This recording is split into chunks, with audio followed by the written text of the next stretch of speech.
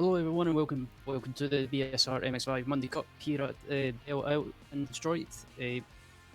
And alongside me is Marco Barbonero on the cameras. Marco, I have to say this Belle track is probably one of my favourites on iRacing, and I don't know about you. How does it rate up there for you? Yeah, hello everyone, hello Ryan. I mean, this track has been, I would say, an instant hit, instant favorite among iRacers. We have long waited for, a road course, and yes, we had Long Beach, but Long Beach was, a preview track, a beta track, so not an official track in the official track rotations. So finally, we got our road course, Belle, and like I said, instant hit, and I have yet to commentate on a boring race around here, and reasons are very very simple. The track is so tight, so chaotic, yet you can race around here. Those walls absolutely unforgiving. There are a few curbs, and they are absolutely waiting there to kill you. And BSR, especially every time they came here, both with the MX5s and which I raced, by the way, a few months ago on this track with very bad results, and the BSRTC, which I also commentated around here, put on a fantastic show. And these drivers of the Amateur Cup are absolutely ready to go for 3 races tonight in the one that is the penultimate round of the season. So after this one, we only have one more left, and then it's uh, back to 1 week of vacation before the new season starts in June. Yes, it's almost over this season as well. So Ryan, cars are running around, and we are in the final moments of qualifying. So let's see the current standings. With James Eagleston is your pole sitter, and he is on your screen right now. Yeah, absolutely. James Eaglestone is the championship leader as well in the BSR MX5 Monday Cup Championship. So yeah, as it stands, I think if I'm correct, Marco, all James has to do is just score points in this round, and in the last round, what's still not sure what the final round is, what's his bad of me, but yeah, I think technically all James has to do is just basically score points in the final two rounds, and yeah, he's the champion. Yes, I mean he has been, and what I've noticed, in the in various seasons we cover of BSR series, is that they really reward consistency. Uh, Even the series that have a showdown, which this one doesn't have, of course, but even those series reward consistency. Um, and the MX5 amateur is no different. And so James has been very consistent. He scored many wins along the way. And yeah, he has to survive this tricky maze of concrete here in Detroit, and then he will have a very, very good chance at becoming champion. By the way, next Monday, we are just a few, not a few miles, but just across the border, because we are for another very, very tight and tricky. The closest track to this one that we have on iRacing, and the closest thing to a road course we had before Detroit, and that's Montreal. So another track that I absolutely love. Tight track, lots of straights, and this car, of course, loves the straights with all that nice, drag, the way you can slipstream around. So two very very tough tracks to end the season, but of course let's not get too ahead of ourselves. Because we have 3 tough races waiting for us tonight. 50-minute races, by the way, as per usual, with the random reverses after each of the races 1 and 2. So yeah, let's see if James Eaglestone can survive what is going to be a very very tough night for everyone involved. Yeah, absolutely. Yeah, just looking throughout the field at the moment, looking at Cal Jacqueline currently in third position in qualifying. With I believe under a minute left in qualifying. So yeah, whoever's on the qualifying laps at the moment will have the chance to excuse me, finish them off. But yeah, I have to say, Marco, this season has been pretty good fun to watch this season, to also commentate Oh, on. As yeah, Cal Jacqueline hits the wall. They've just to prove that the Belle is taking no prisoners. exactly. I mean, and this car, of course, we know, despite being used for years in the BSR series, known for their hard and but fair racing, but always hard racing. this car is very, very, prone to being easily damaged, as we've seen over the months and years on Apex Racing TV. So it's very much like the perfect storm, MX5s in a BSR series around this particular racetrack. So, uh, like I said, the drivers are in for a very, very tough day at the job, and for some of them, it will be a very rewarding day in the office, as we have a couple of pro drivers around. Dan Blake, Max Wright, and Kip Cooper is running around in a very strange livery, I might add. We will hopefully get more information on that, one of the pro drivers, of course, getting ready for tomorrow's race in the Pro Series. Yep, absolutely. As yeah, I believe qualifying is just about to come to a close, but yep, whoever's on a qualifying lap will get the chance to finish it. But yeah, I think it's just Kip Cooper, just him to finish his qualifying lap, and I think we should will probably be advancing to the race in a few moments' time. Exactly. We are a few seconds away now, and I think yes, of course, if we do what we have been doing for the past few months, of course, the pro drivers will have to start from the pits. So Kip Cooper is in second, Max Wright in sixth. But I think if all things hold, they will have to start from the back. So just waiting for Kip to stop running around. I think he has just a few seconds left of spare time, and then he will be kicked unceremoniously out of the racetrack. I can imagine the drivers, Ryan, are absolutely ready to go. And yes, here we go then. It's going to be the starting grid, and it should be on your screen right now. Yep, absolutely. So taking pole position for race one is James Eaglestone. Second place will be technically Carl Jacquelet, with third place going to Alex Rivette. Fourth place will be Carl Hardy. Max Wright will be in fifth, and the Max will be in sixth. Russell Davis in seventh, Anthony Ainsworth in eighth, Craig Jones in ninth, Scott Malcolm in tenth, Dale Benison in 11th, Steve Hansford in 12th, I believe. Greg Sessford 13th. Dan Blake will start in the pits. So Ralph Cullinan, or basically the rest of the grid will be up by one spot. Exactly, as we are getting ready to start then, nice aerial view here from a very cloudy, I should say, um, Detroit, and a very, very cloudy Belle Isle. On one side, on the north, you have the United States, and on the south, you have Canada. Oddly enough, but that's a very, very quirky part of the border between Canada and the United States. So yeah, Canada is on the south here.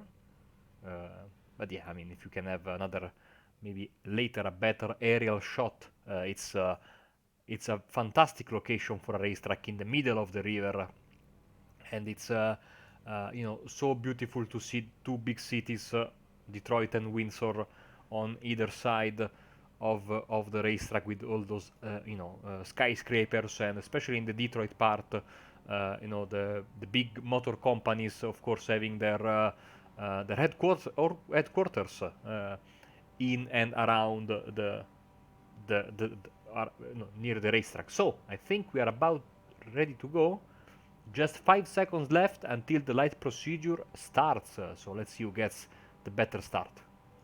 Absolutely, yeah. Just waiting for this first race for the evening to get going. As you can see on the screen, James Eaglestone's got a perfect clear track on the inside line. But yeah, just waiting for everyone to go, and away we go with the first race of the evening. James Eaglestone gets a great start off the line, but so does Carl Jacquelet. Alex Rivette's in third. James Eaglestone leads into turn one and turn two.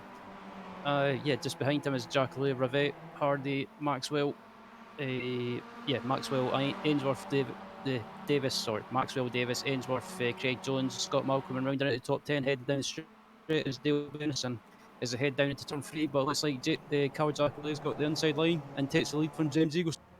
Very nice move there from Jacolet, and he is up into first place, as seems like everyone had a somewhat of a clean start, and that is so. Some battling Among the drivers here in the back of the field, here on the camera is Mick Barry, sitting in P13, but let's go back to the front where Jacolette is running away. I mean, it's only the first lap, of course.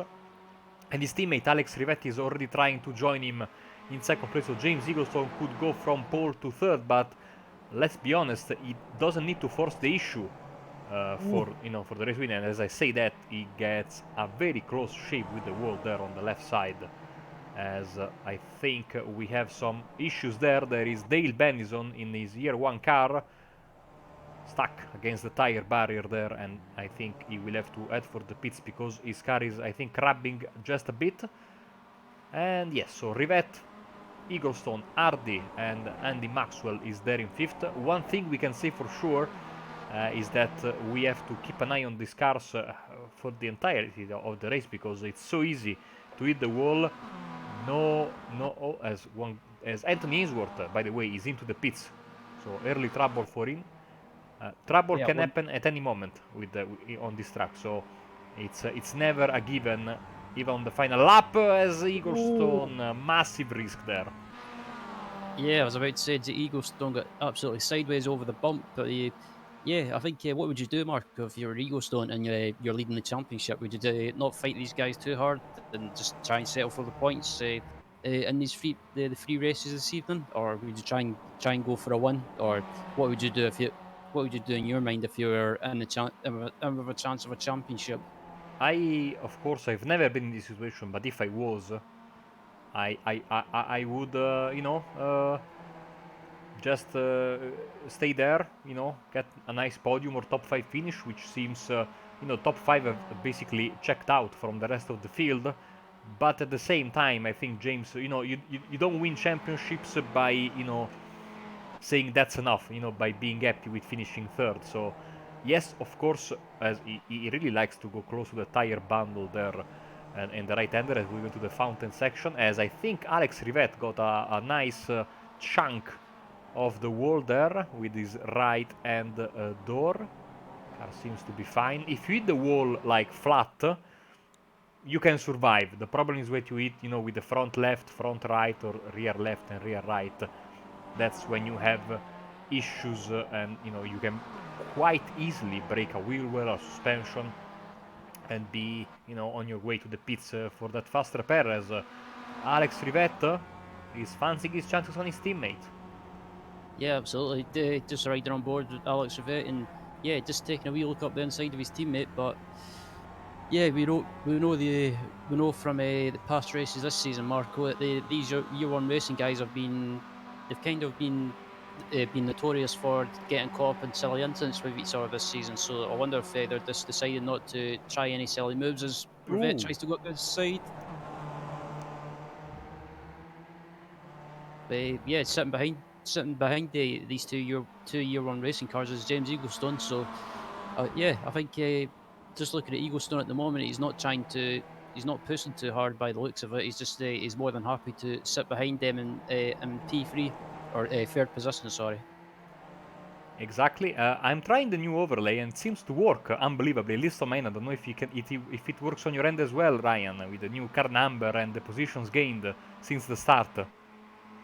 I forgot to open OB. Oh, I forgot to open OBS. I'll do that for race 2 and well, race 3. The important thing is that the viewers, get it, and they get it because it's being shown on my end. So that is good.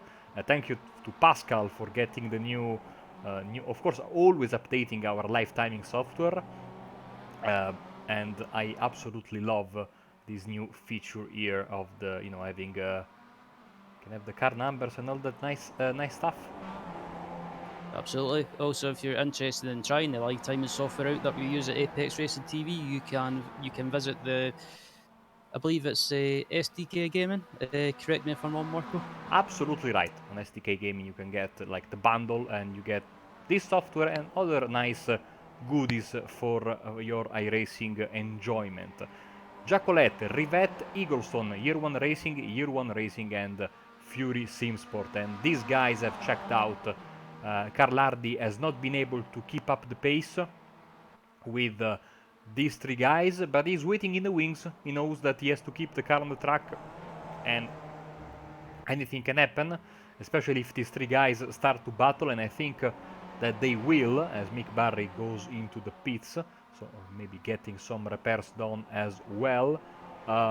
We have two retirees, or drivers that didn't start the race, Ryan Oliver and Andrew Derrick, who is a newcomer to the series, and sadly he hasn't taken the start, I think, in this first race, as both Barry and Ansford are coming out of the pits after taking that fast repair. Rivette looks very racy against his teammate.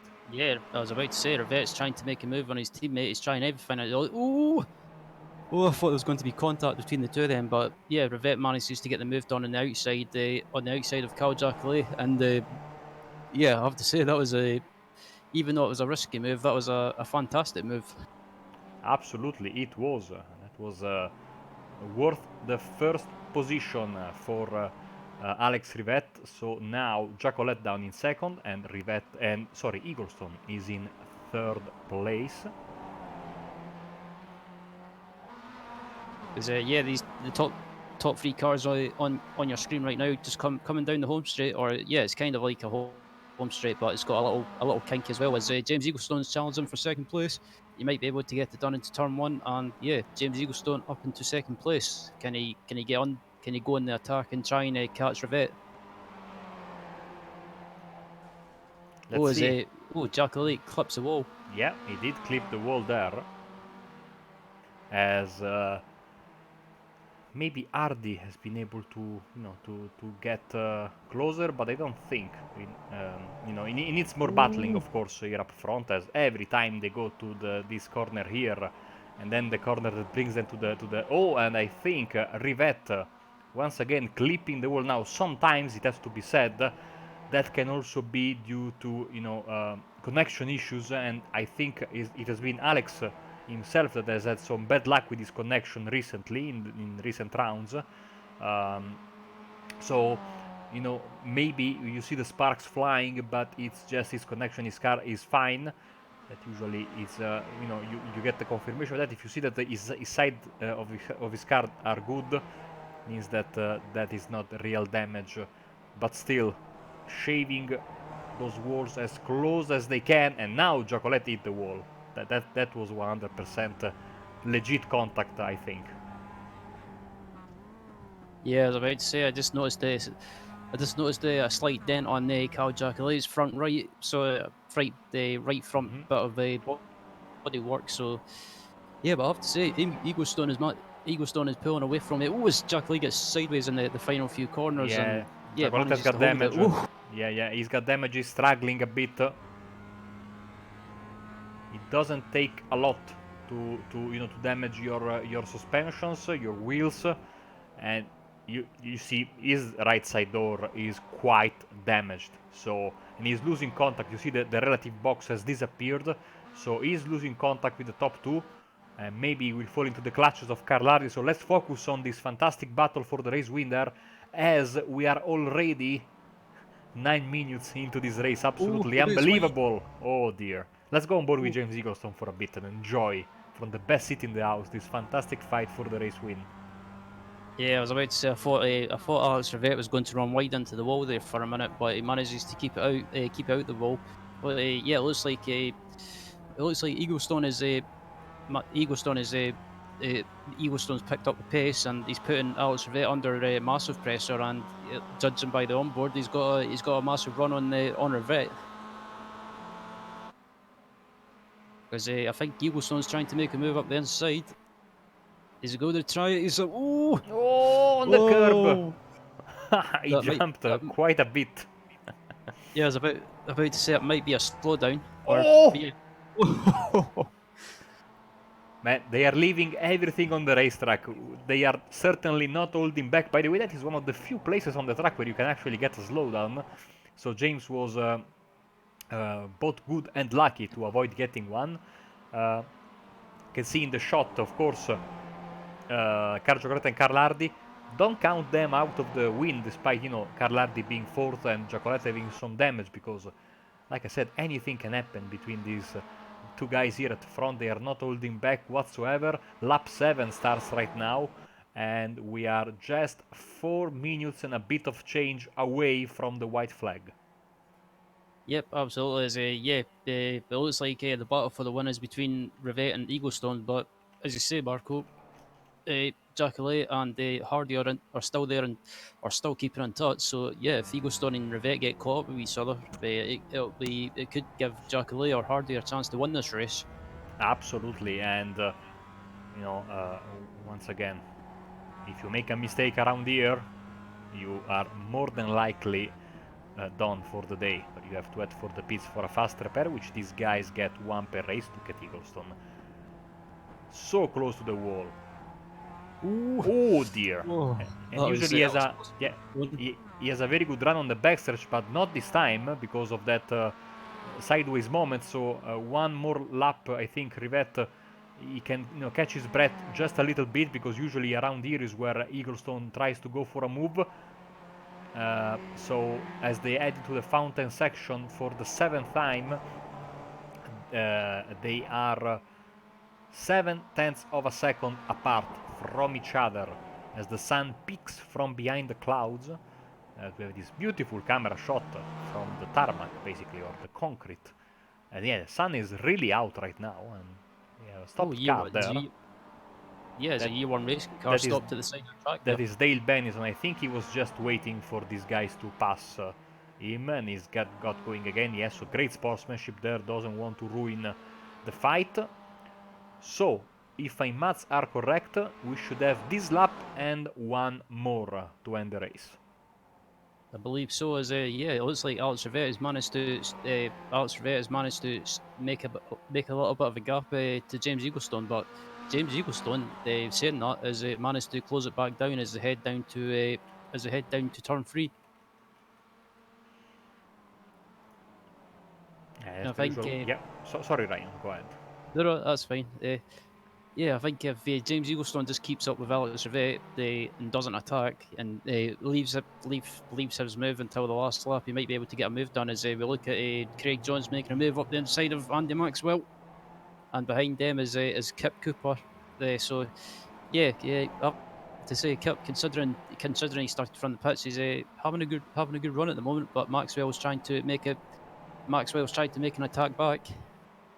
Oh, and Jones, I think, clipped the wall. Beautiful livery, by the way, from Craig Jones in his Bardal themed car. Black and gold, absolutely lovely. And he's up to P5 but under attack from Kip Stevens. Let's see if Stevens goes for a move on the inside here as they head into the fountain section. No, he doesn't. Good defending from Jones. Back to the front then, as these two guys are getting ready to take the white flag with 1 minute 45-ish per lap and less than 1 minute left in the race. This will be the time they get that white flag. One more lap next time they cross the start finish line.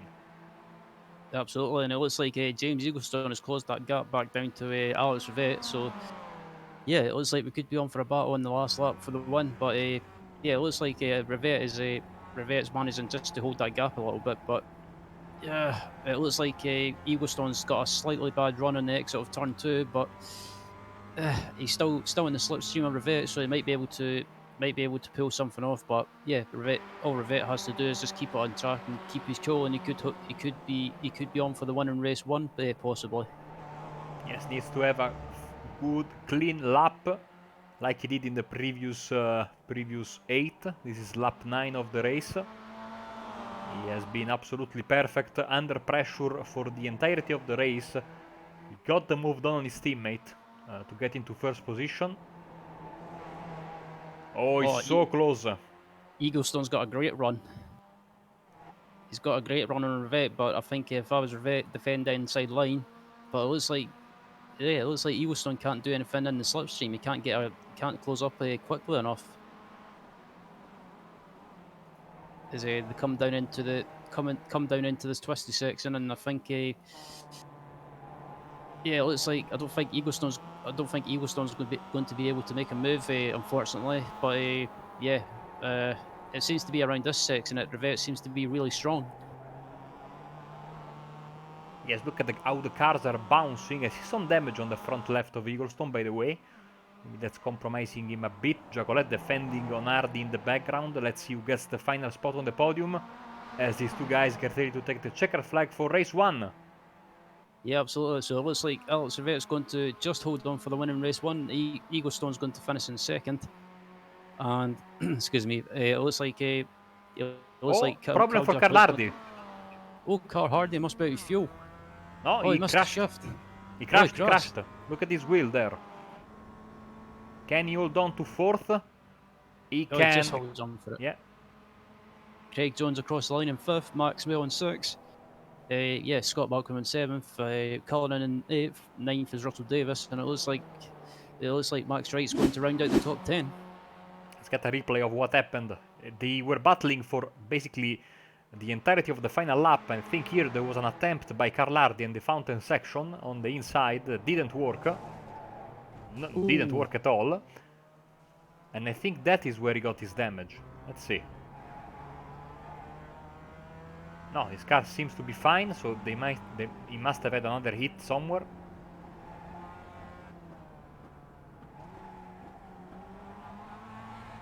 Yeah, unless it was after that contact of a. You know, the steering seems to be straight now. So just coming around the final corner. Oh, he clipped the inside gear. Yeah, that was that. So, you know, pushing so hard. Drivers are trying to do everything, you know, to get at one position more. You know, and at the very least, he was able to keep, you know, fourth place, and he will be, of course, eligible for the reverse. By the way, here we go with the official race results from race 1. Absolutely. So the results should be up on your screen right now. So Alex Rivette takes the first race of the evening. James Eaglestone closely finishes behind him in second. Cal Jackaley rounds out the top 10, the top 3, I should say. Carl Hardy finishes in 4th. Craig Jones in 5th. Andy Maxwell in 6th. Scott Markham in 7th. 8th is Ralph Cullinan. 9th is Russell Davis. 10th is Max Wright. Dan Blake finishes in 11th. James Esford finishes in 12th. 13th is Anthony Ainsworth. Mick Barry finishes in 14th. And Kip Stevens finished one lap down. Same with Dale Benison, and the rest of the field either retired or did not start the race. Exactly. So we have 16 cars eligible for the reverse. Dale Benison being, you know, the last car one lap down or less. So the most we can have for a reverse is 16. And speaking of which, we should have the reverse wheel on your screens. Hopefully. Yes, here it is. So, as per usual, the rules. Each number corresponds to the number of cars that will be reversed. In race 2, -1 will be the full grid -1, or the full grid eligible for the reverse -1. In this case, 16 -1. And -2, -3, and -4 will be a full reverse regardless. So, let's roll it.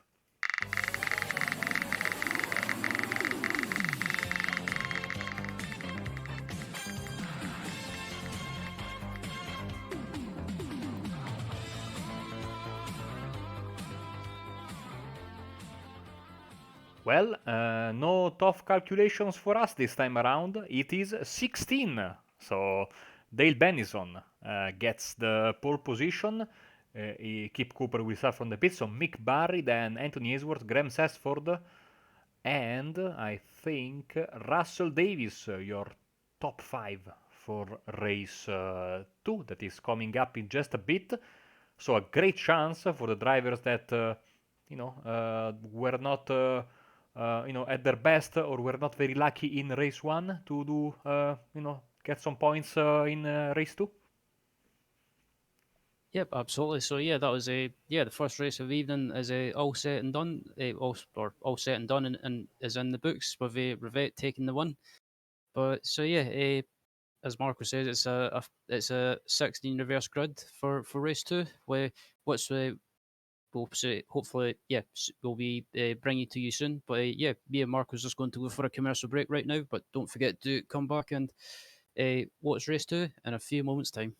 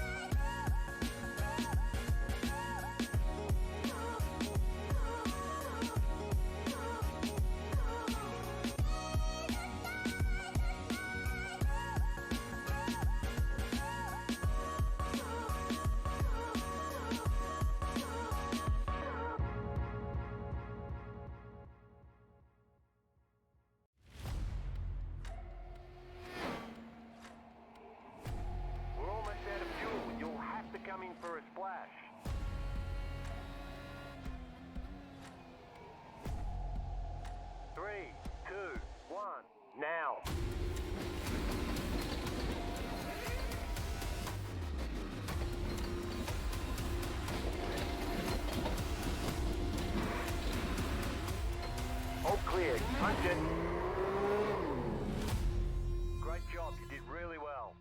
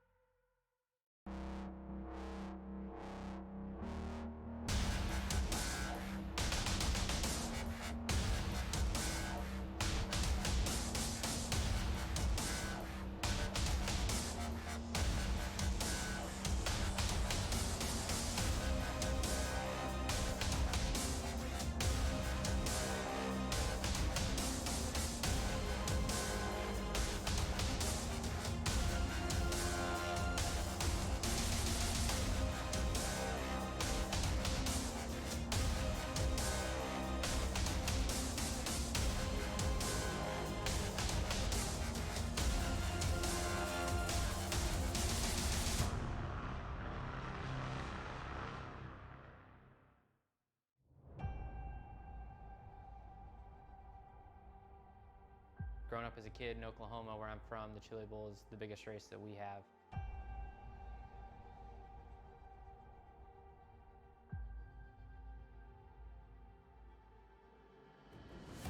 The Chili Bowl has kind of been my favorite race of the year.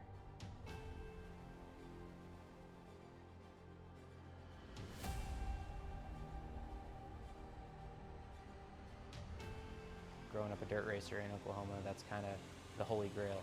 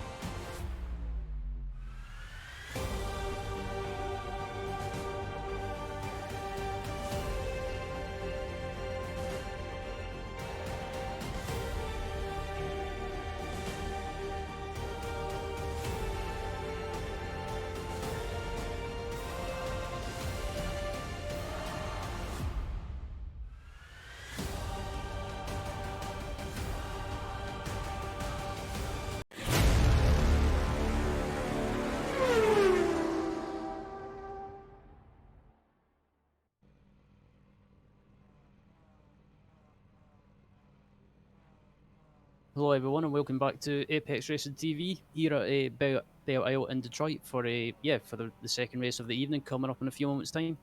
As you can see on the screen right now, the grid's up on screen. So Dale Benson takes pole position. Kip Cooper was in second, but he'll have to start from the pit. So yeah, Mick Barry's in third. Fourth place is Anthony Ainsworth. Fifth was Graham Sessford. Dan Blake's in sixth, but he'll be starting in the pits as well. Same with Max Wright in seventh. Russell Davis in eighth. Ninth is Ralph Cullinan. 10th is Scott Malcolm. 11th was excuse me. 11th is Andy Maxwell. 12th is Craig Jones. 13th is Cal Hardy, 14th Cal Jackalate, 15th James Eaglestone, Alex Rivette, and 16th, and rounding out the grid in 17th is Steve Hansford. And yeah, I have to say, Marco, that first race of the evening was absolutely fantastic to watch between Alex Rivette and James Eaglestone. As the lights are just about to come on at any minute now, and we'll be underway with the second race of the evening.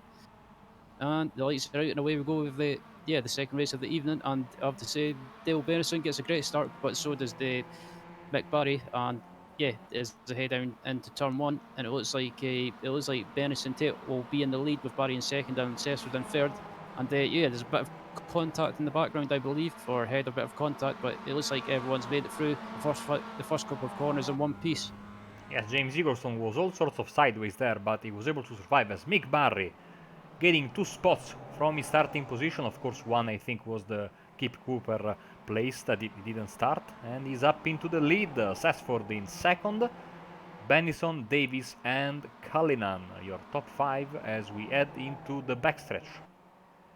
Yep, absolutely. As Mick Barry Mick Barry took the lead with a fantastic move on the outside. I think it was someone's it's someone's Cullinan. off in the back.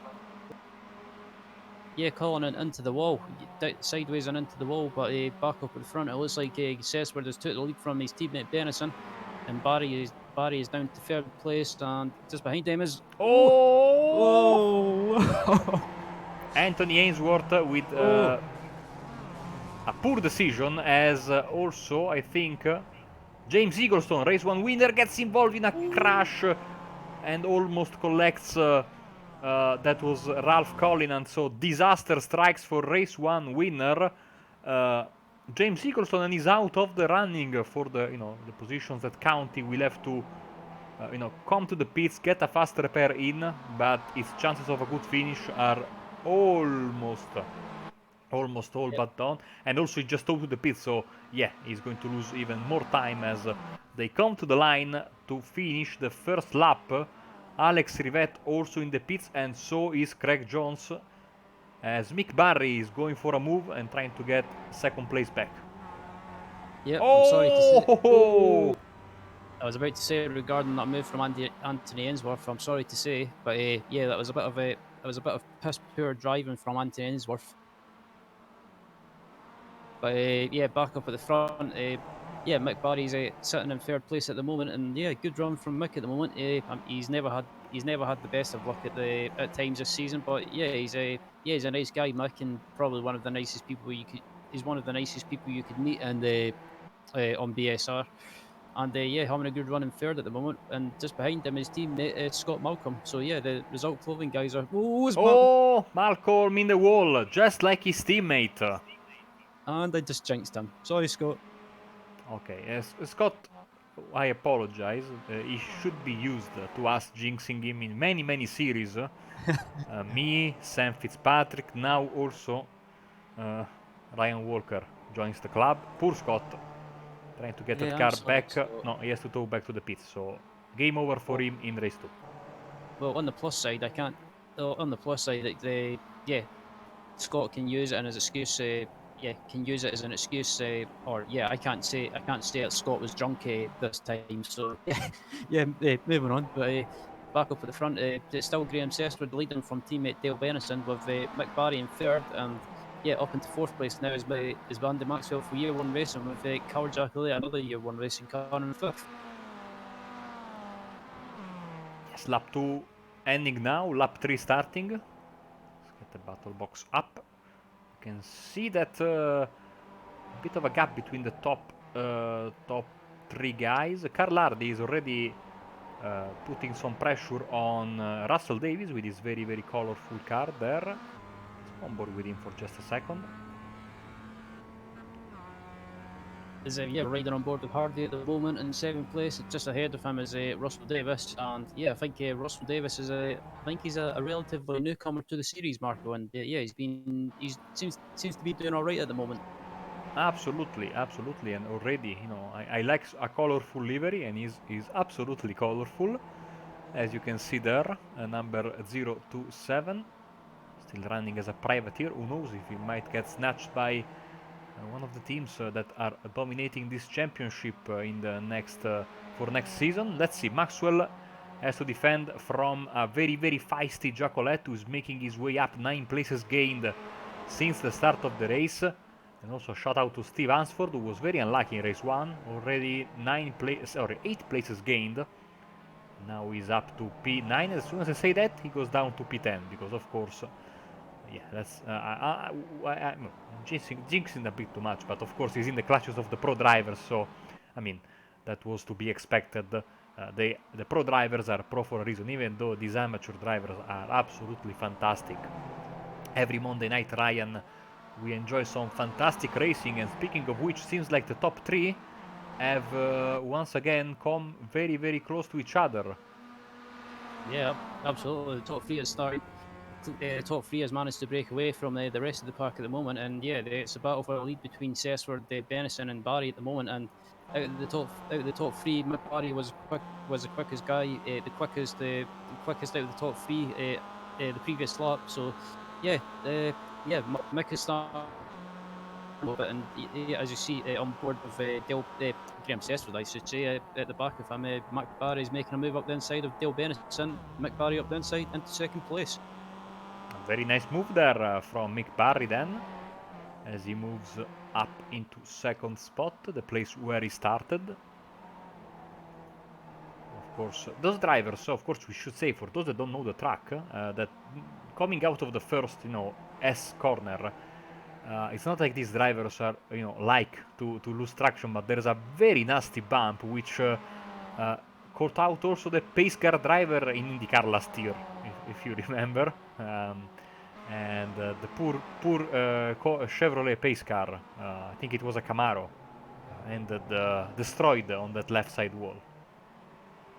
Oh yeah, I remember that race. I think it was. I believe it was from last season. Yeah. I think. Exactly. Yeah, I think the race test 1, car. I think it was because they have 2 races around here. I think it was before race 1, which is held on the Saturday. I think before the IMSA race that takes place later in the day. Oh yeah, I remember that. It was always. Oh, Mick Barry! Oh, Mick Barry. Oh, that Yeah, that must be big damage. As yeah, Mick Barry's side was getting. I think he's going to pit. There's quite a queue behind. Oh no, he's staying out. There's quite a queue behind Bennison now. Oh, Mick Barry now very deep on the brakes there. Here comes Andy Maxwell. Oh, Mick. Barry Cyrus again. hey, hey. This is not rallycross, or this is not a drift car. Come on, boy. But he seems to have a decent run now. Here comes Maxwell on the outside of his teammate. Oh, and he keeps it on the racetrack to complete a fantastic pass. 2 cars in one corner. He's up to second place. So year 1, 1, 2, and 3 right now. But look at the queue of cars that is, little bit of a battle created between Bennison and Mick Barry, and now everyone, well, now Maxwell is in front of them, but behind them it's a long train of cars up until Carl Hardy, as you can see here, and also Russell Davis. I think we should very well consider him in this fight, as now Jacolette is trying to pass a wounded number 675 of Mick Barry. Here comes Cooper. Here comes Cooper. Ooh, I thought there was going to be a bit of contact there. Cooper trying to take a look up the inside. Yeah, I have to say, Mark, this park fighting has allowed Graham Sessler to run away at the front at the moment. With Graham Sessler's got about I'm trying to look at the gap of the lifetime, but it looks like Sessler's got about a gap of round about. Well, according to my lifetime, I'm around about 1.7, 1.8 seconds. I have 2.8. Sorry. Yeah. Sorry, I was looking at the lifetime instead of OBS. So 2.7, 2.8 seconds for Graham Sessler, and it's been a good drive by Graham. It'll be, if he can hold on, it'll be a well-deserved. They've still got about 4 or 5 laps remaining. Absolutely, we are 9 minutes and a half into this race, as now Cooper tries finally to get past Carl Giacoletti. He's on the inside. They make a little bit of contact, as inevitably Mick Barry is now fading.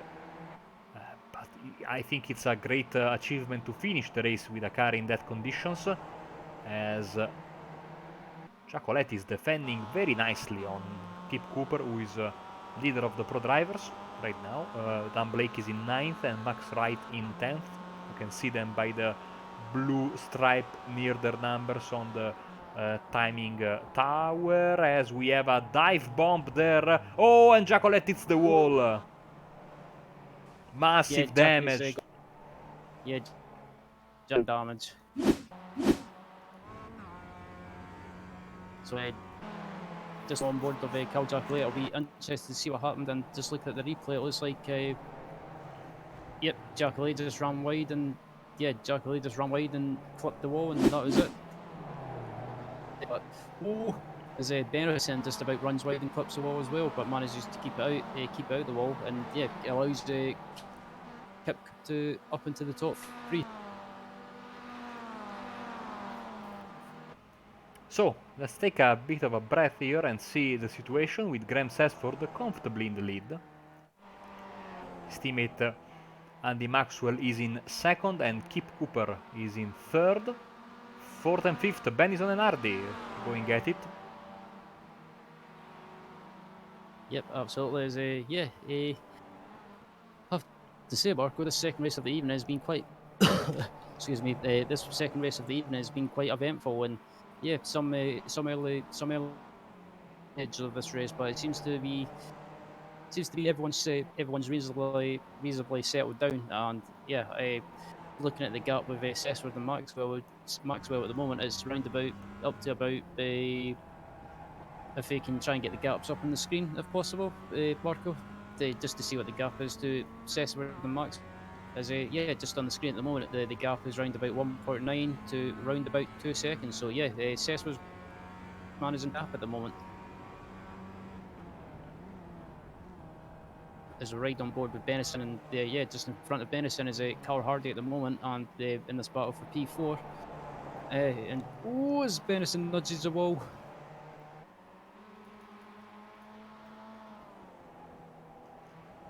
So let's see if this works. Yeah, sector time Yeah. comparison between Sesford and Maxwell.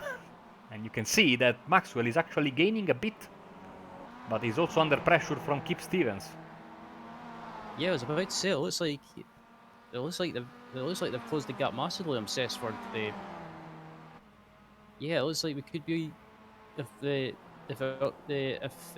from what I'm seeing, it looks like we could be on for a freeway battle for the win in race two as as we're in the close of second race with I believe round about 3 laps remaining. So yeah, as Cooper's got a run on Maxwell and just in front of. So I'm not sure if Graham Cesar's had any issues the previous lap or made a mistake. But yeah, these two guys behind him have managed to close him down rapidly. They have, absolutely, and I think that if Kip Cooper can make the move this time in this lap, then he will have a chance of, in the last lap, trying to pass the leader of the race, Graham Sesford, who, by the way, was talking to us after last week's round, saying that he's not very confident in his driving abilities, but leading a race in BSR is never easy, and he's doing so with just a lap and a half left as Cooper and Maxwell side by side. Oh, on the curb there! Fantastic pass by Cooper. Maxwell tried everything to stop Cooper from going into second place, but to no avail, and so now the hunt is on for Cooper trying to get to Graham Sesford. Let's once again watch this last lap. And yeah, I was about to say it looks like we could be going on to the last lap, Marco. So yeah, just look at Cesar gets sideways. Oh dear. Hold on, Graham. As yeah, Graham just has to hold on for one more lap, and he should have this. He should take the win in race two. Cooper is closing him down rapidly. Gap down to 0.6 of a second. As you can see, in this last sector alone, Kip Cooper was able to eat away 0.5 of a second from Graham Sesford. As the final lap is underway, another half second gained by Kip Cooper. So Graham Sesford needs to make his MX5 as big as possible. But look at Kip Cooper's Cooper. going for it. Ooh. Or Cooper was trying to go for it, but basically it's Kip Stevens, but yeah, for some reason he calls himself Cooper. But yeah, anyway, yeah, this battle for the lead is going right down to the last lap, but Kip's trying to make a move for it. Oh, contact! Oh dear, that's so close. That was a bit of a heart in your mouth moment. But yeah, it looks like Cesar's managed to increase that gap again a little bit. But as we're on the last lap, but Cesar just needs to hold. Oh, Graham, don't do that. Yeah, Cesar's. Oh dear, he goes for the move on the inside in the fountain section. Great defending. As Graham just needs to hold the inside line, but he can Kip try and get a cut back. He's Cesar's defending the inside. Graham, you should have defended the inside. But yeah, Cooper's. Yeah, it looks like Kip's going to take the win in the second race, but technically it's going to be Cesar taking the win with it being an ARM championship. So oh, he's going to the pits.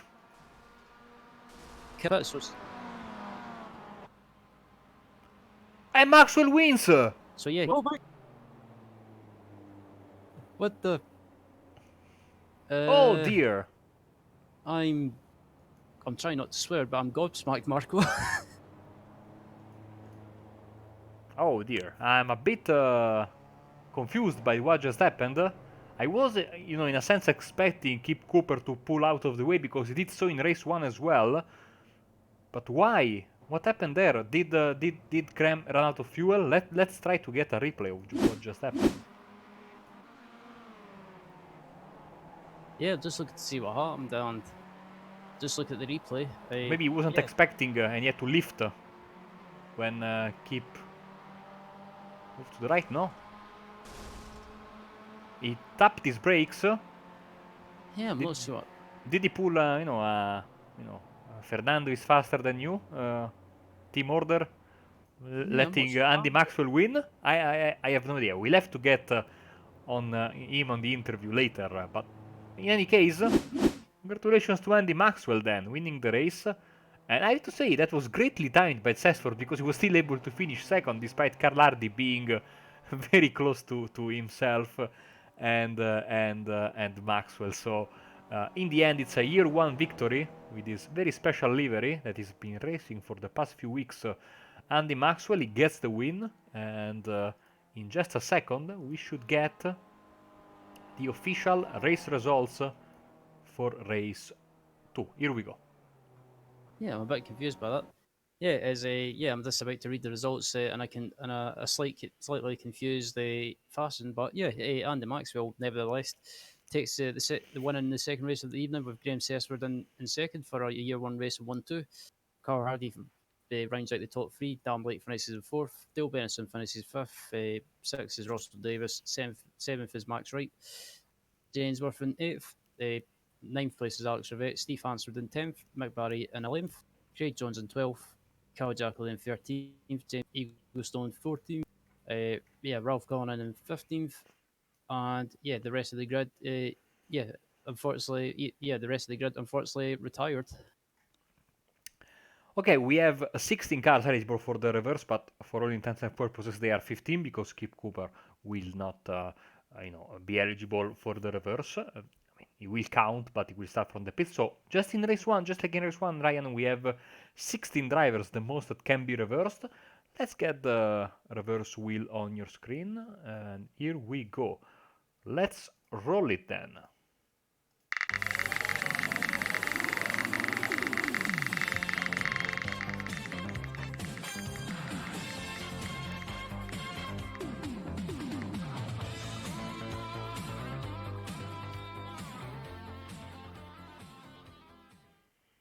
And it's going to be 12. Craig Jones gets pole position in front of teammate Mick Barry, Steve Hansford, Alex Rivette, Anthony Ainsworth. Your top 5 for race 3 then.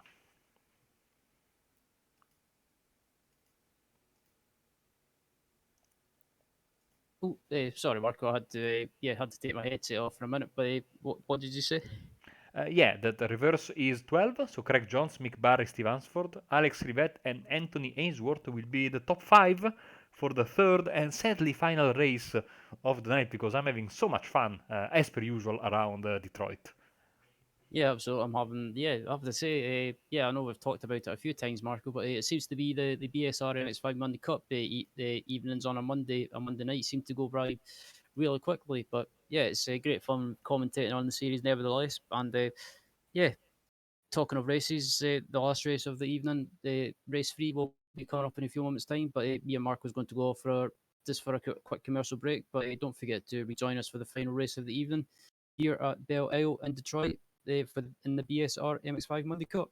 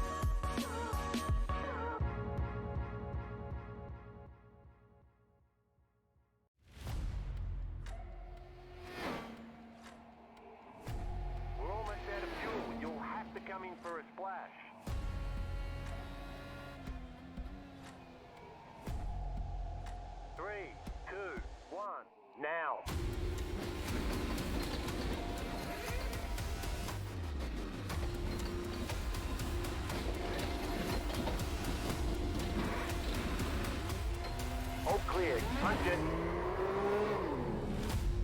Great job. You did really well.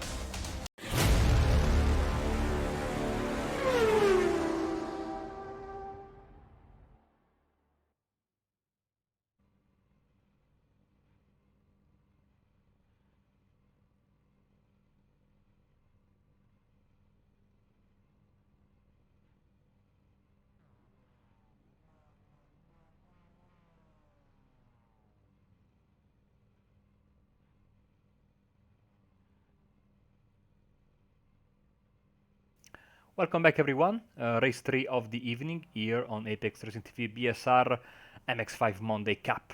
Craig Jones, Mick Barry, your first row. Steve Hansford, Alex Rivette, Anthony Ainsworth, then Max Wright, he will start from the pits. Russell Davis, Del Bennison, Dan Blake from the pits, Carl Hardy, Graham Sesford, Andy Maxwell in P12, Carl Chocolate, James Eagleson, Ralph Cullinan, Kip Cooper starting from the pits, and last will be Scott Malcolm after his unlucky race 2. I am Marco Barbanera, and I will be joined in just a second by Ryan Walker, who is sorting some issues as lights are coming on.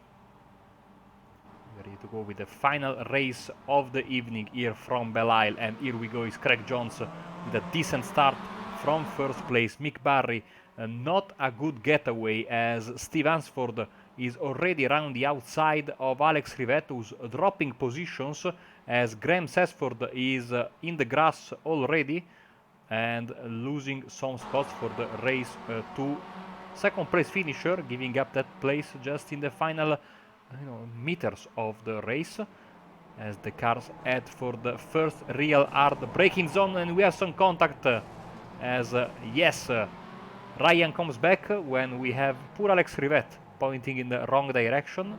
So welcome back Ryan, by the way. Oh Jesus.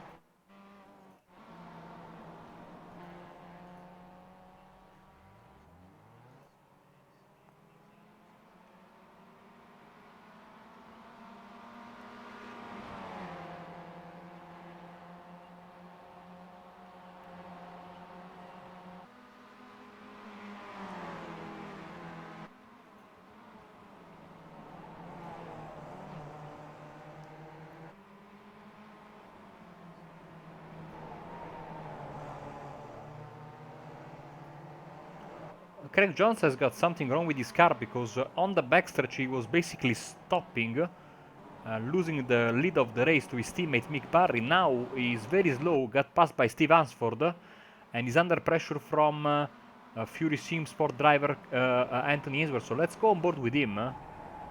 Oh, some contact there. Careful. Let's see if...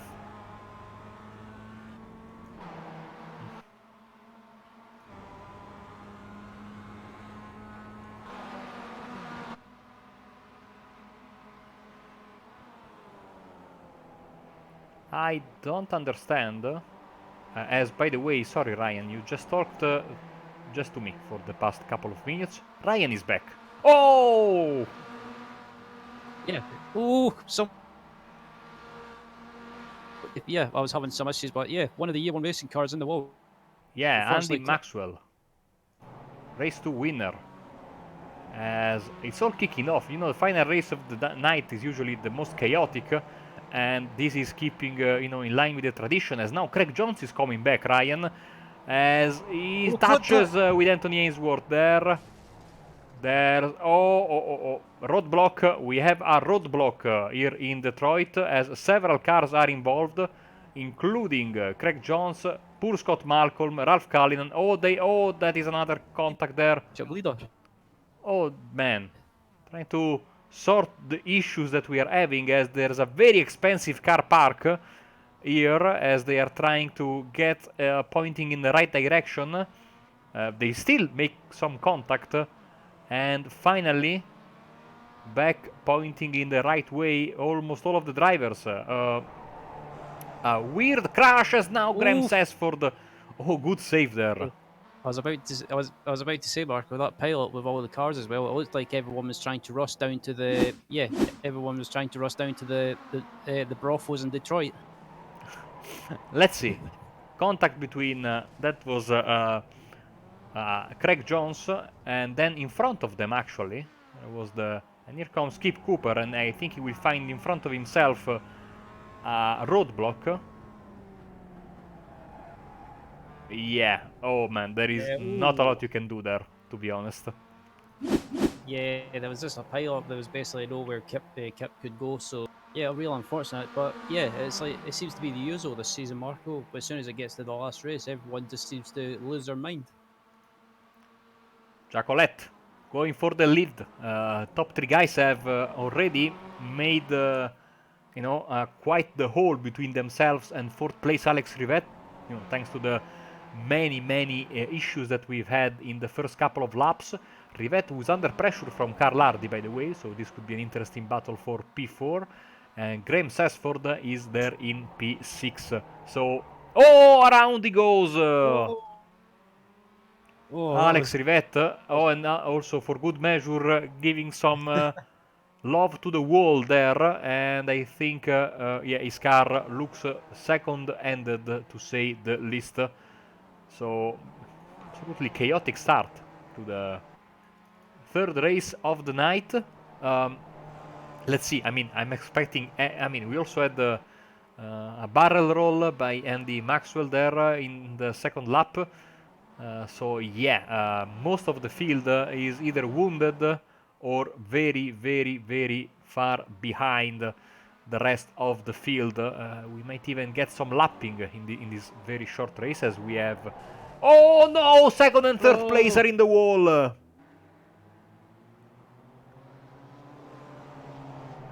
Have you ever?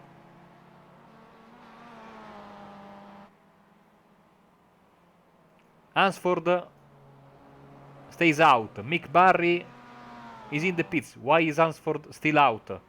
He chose to not to pit, and now he's going to lose a lot of time as Carl Hardy goes for the move there. Yeah, I think Hansford should have dived into the pits, but yeah, yeah. I have to say. We are trying to find the words. Yes, it's. I'm lost with words.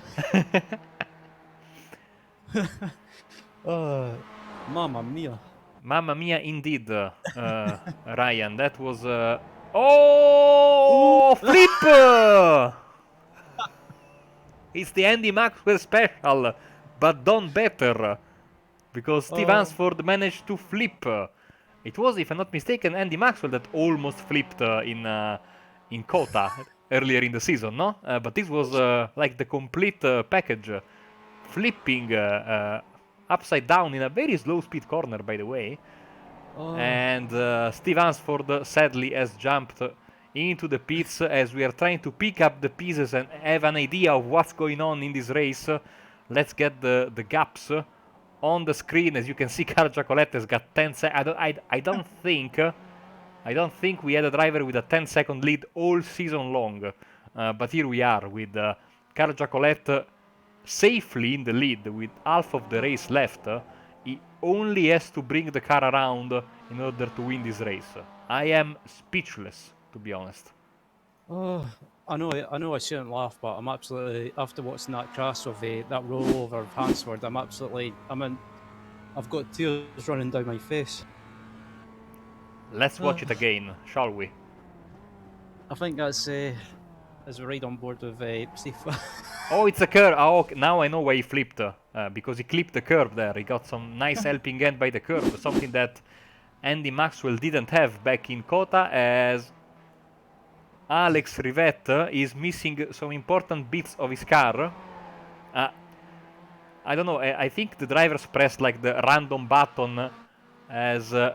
by the way, Graham Sesford is up to second place because Carl Hardy, I think he clipped the wall somewhere, sporting some damage and losing a lot of time. Now dropping to P3.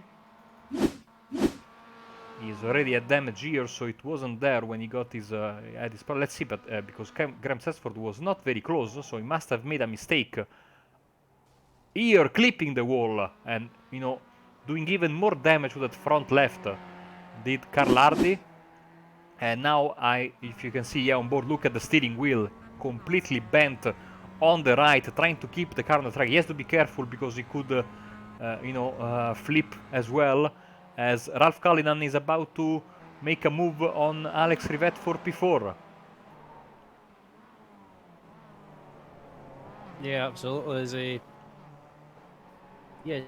This looks like everyone's Marco, and everyone's. Yeah, this is probably the strangest race so far I've updated on. It just went absolutely crazy. So yeah, sorry about that. Yeah, Mick Barry clipping the wall there. So let's see if Hardy goes for a ride into the pits or not. In the meantime, we will switch focus. Oh, he's clipping the wall again, and you can see there in the back Cullinan and Rivette. Battle for P4. Will it be the battle for P3 very soon? On the inside is Cullinan. Contact with Rivette. They managed to save the car, luckily. Careful on that bump as Dan Blake is coming. They touch again as they head down turn 3. 3 wide. Absolutely. Maybe. Yeah, it looks like it. So if you could just take over quickly and I'll jump out and then Absolutely. No worries there, Ryan. So, Cullinan in 4th. Blake gets past Rivette in 6th. So crazy that not even Discord can, resist the action that we are having in this 3rd and final race of the night. So, Hardy, despite his damage, holding on in 3rd, but for how long? Because Ralph Cullinan is coming. His teammate for Result Clothing, and he gets the position done. But also look at the pro driver Dan Blake, who's having a quiet day so far, having his best race already, the champion in his category in this series, and one of the minds behind this championship, which has been an absolute success, I have to say, in the past couple of seasons here on iRacing. And seems like Blake will pass or make an attempt to pass Carl Hardy very, very soon. And here we go, down the inside as we head into the back section of the racetrack. And here we go, nice move, sliding left and right. It works. Now Hardy has got a train of cars behind him, Rivette and Ainsworth, as they go 3 wide on the front stretch. As the chopper comes in handy this time, Rivette makes the move, Ainsworth makes the move. So poor Carl Hardy dropping several positions down to P7 right now, as also we have this fight here between Malcolm and Barry, 2 veterans of the series. At the same time, we have to go here because Anthony Ainsworth is now fancying his chances on Alex Rivette. They make some contact, and Alex Rivette, I guess, disappeared. Has he been disqualified? I would guess so. So back to the action here between between Barry and Malcolm, as Rivette is not reappearing, so definitely a disqualification. My, what a way to end the proceedings with such a chaotic 3rd race of the night. Now Kip Cooper should make quick work of the wounded machine here of Carl Hardy, and here we go. Kip Cooper has been able, by the way, to very, very quickly exchange the paint job on his MX5 between race 2 and race 3, and very, very quick work by the Swift Cooper esports guys. Remarkable efficiency.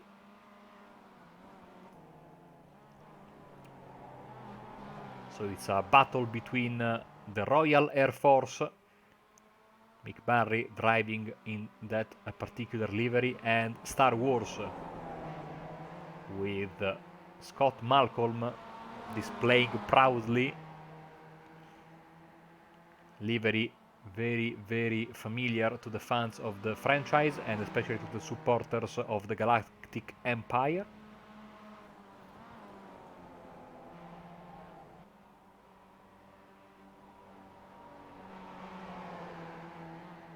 I see, I think a stormtrooper on the front of that white car there, if I am not mistaken. James Eagleson 45.0, that's the fastest lap of the race, but he's sitting well behind in P11, as at the same time our race leader Carl Jacolet, who has had, I think, the easiest win of his career, is just about ready to get the white flag, and that will start the final lap for him. 1 lap and a bit more left instead for these 2 guys here and the rest of the field, basically, as Malcolm is defending on the inside. Mick Barry trying to get all the slipstream he can get, but to no avail as they head into the fountain section with the race leader getting the white flag, and at the same time a fight for second place with Ralph Cullinan finally catching up to Graham Sesford, passing him on the inside at the penultimate corner as the white flag is in the air for Carja Colette and for that matter for Cullinan and Sesford as well, with Dan Blake now fancying his chances over trying to get past Graham Sesford. Fury Sport versus R11 Racing. Blake needs to get the move done now if he wants to have a chance at the overall second place. Cooper fastest lap of the race, 45.0 for him. Blake getting all of the slipstream from the Year 1 Racing MX5 of Sesford, but not forcing the issue there. Same time, Anthony Ainsworth catching up to the... No, not catching up, but losing positions. He clipped the wall, he was under pressure from Kip Cooper. And it seems like it did. Went around and hit the wall there. But the cameras are all for Carja Colette. Victory in controversial fashion. In race 2 for Year 1 Racing, but no doubts over this one. Absolutely fantastic drive from Carja Colette. He left all the chaos behind him. And of course, to finish first, you first have to finish, and that is exactly the mindset that I think Carja Colette employed tonight. And here we go. And I think that Ryan is back to call the victory. Yep, Carja Colette's just coming across to take the line. Take the one, I should say. As quickly rush back into the session. Carja Colette takes the winning race, the final race of the evening with second place, I believe. For some reason my live time is playing up. So who'd finish second, Marco? Oh, they are still coming towards the start finish line, so don't worry. Yes, Ralph Cullinan second, then Graham Sesford gets the final podium spot. Blake and Cooper. Now we have Hardy and Malcolm. So Barry wasn't able to complete the pass on Scott Malcolm in the end. Eaglestone, super quick, but sadly involved in that mayhem at the beginning of the race. Here comes Craig Jones, P10 for him, 9 places lost, so big disappointment for him as well. Ainsworth, Andy Maxwell is back. No, he's back. He's always been there, of course. Dale Bennison, Steve Hansford is back after his flip. He gets P14 in the end.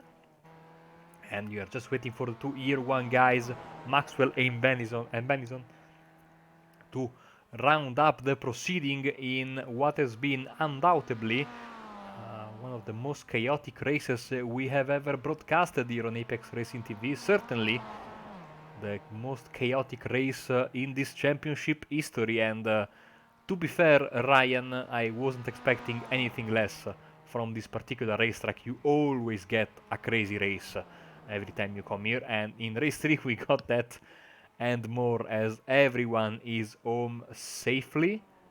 So in just a second we should have the race results for race 3, and here we go. Yep, absolutely. There's results up on your screen right now. So Carja Colette takes the win in the final race of the evening, 18 seconds back, which is quite remarkable. Second place, it looks like, was according to my results screen, it says Ralph Cullinan was second with Graham Sesford third, Dan Blake in fourth, Carl Hardy in fifth, sixth was Scott Malcolm, seventh was Mick Barry, James Eaglestone in eighth, Craig Jones in ninth, Anthony Ainsworth, I should say. I'm getting everyone mixed up this evening, but Anthony Ainsworth in 10th, Andy Maxwell 11th, Dale Benson 1 lap back in Dale Benson in 12th, Kip Cooper 1 lap back in the 13th, Steve Hansford 1 lap back as well, and the rest of the field either retired or basically had a crash and retired from the race. hopefully that's the correct results. As yeah, they're a bit muddled up in my OBS software for some reason. Oh, they are perfectly right. Some interviews. Let's get race 3 winner Carl Jacolet in. Hopefully. Yes, here he is, and we have very rudely interrupted him while he was talking to Alex Rivet. Ryan, he is all yours. Hi there, Thanks, Ryan. thanks, Marco. So yeah, Carl, it looked like yeah, you looked like you had a decent evening tonight, and yeah, yeah, rounding it off perfectly with a well, basically, how can I put it, a command and winning race 3. While everyone else had yeah, seemed to explode. Yeah, I've never actually won a race going so slowly as race 3. My average lap time was only a 1:48. It was so slow, I was just tootling around, almost getting bored. It was everyone just disappeared. I don't know what quite happened behind me, but that was 13th to first. Well chuffed. Yeah, I have to say, when I seen you up at the front, yeah, as I said, everyone else seemed to be having their own issues, but it gave you a chance to just yeah, just run away and win race 3. And yeah, I have to say, what did you think of or what do you think of Belle in the MX5? Is it a track that you like, or is it one of those tracks that you can is it a bit hit and miss? Absolutely love it. It's a great track for the car. Uh, totally unforgiving. You make a mistake and you are absolutely out of it. Race 2, I made the mistake of racing with Kip. I should have just let him go because he's a pro driver and doesn't score. So that's why I ended up in the wall. Yeah, but yeah, yeah. Apart from that, though, it seemed you done well in race 3, and as I say, you took the victory. And yeah, it seemed to be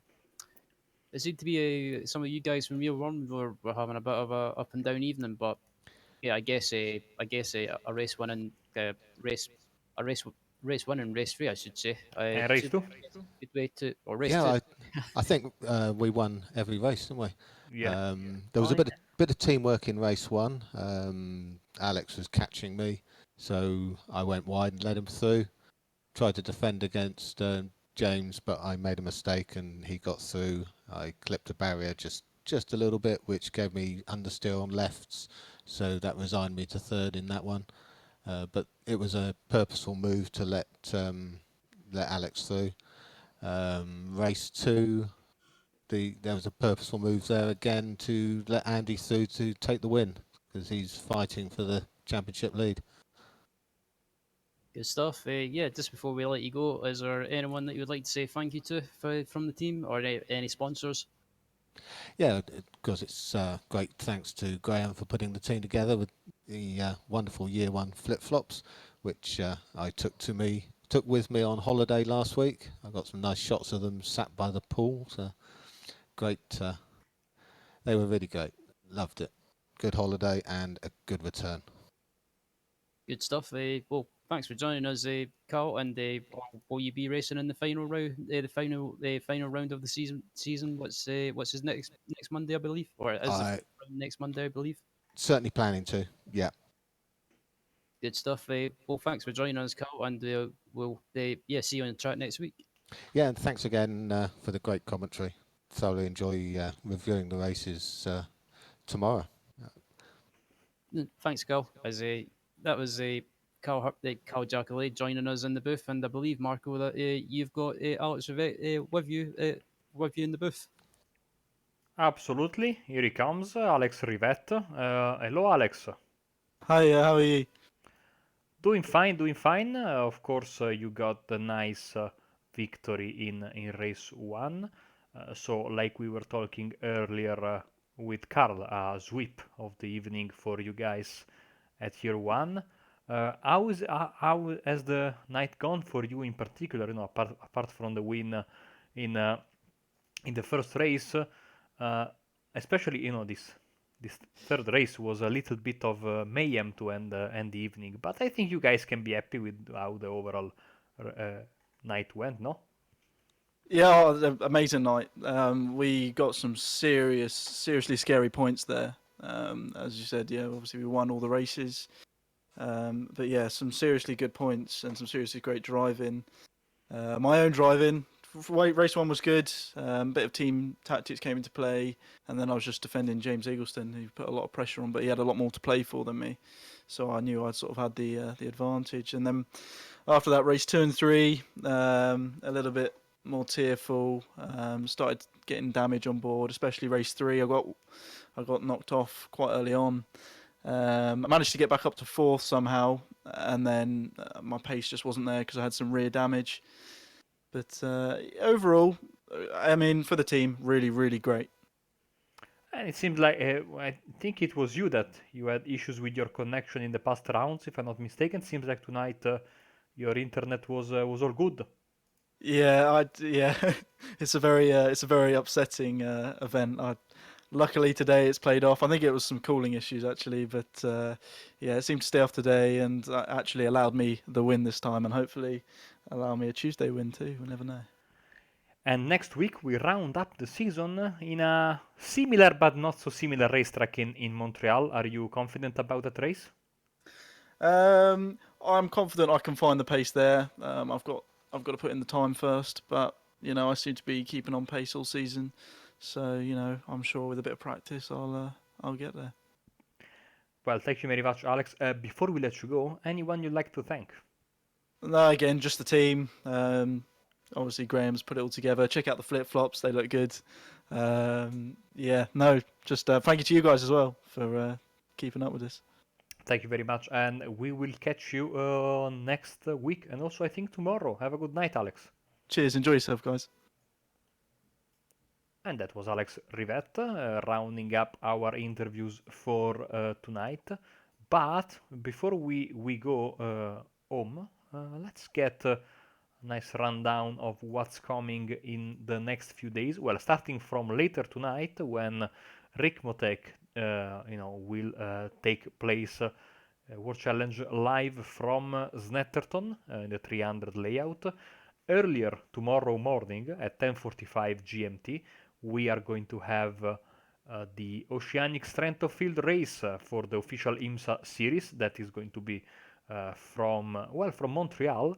Whilst tonight at 18 GMT, this time from Donington Park, the Strength of Field race for the VRS GT series. Then, also on the Racing Esports Network at 19:15 GMT, broadcast by Apex Racing TV, the MX5 Pro Series, also here from Belle.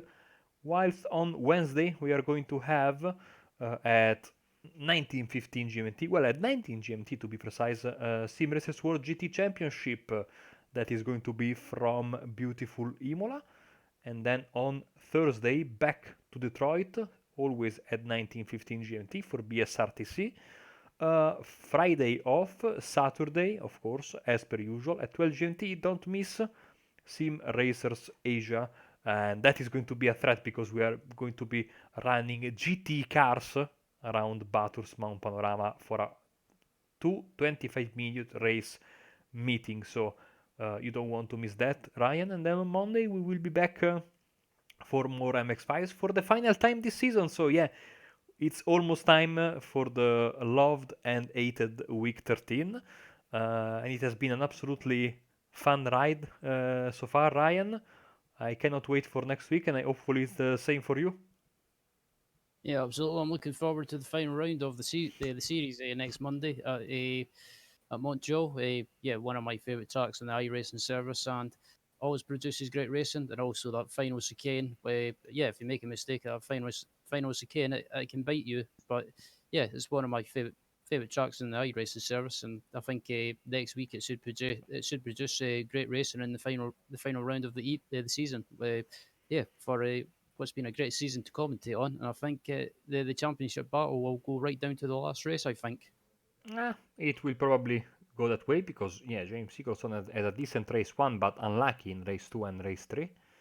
So we'll see. We will tell you everything about the point situation next Monday before we go live, and I'm sure Dan Blake will, as per usual, provide with the live points update between the races. So, and yeah, Montreal is one of those tracks that, just like here, mistakes are punished, and someone else's mistake can end up ending and costing you the race. So absolutely don't miss next Monday the final round of the season.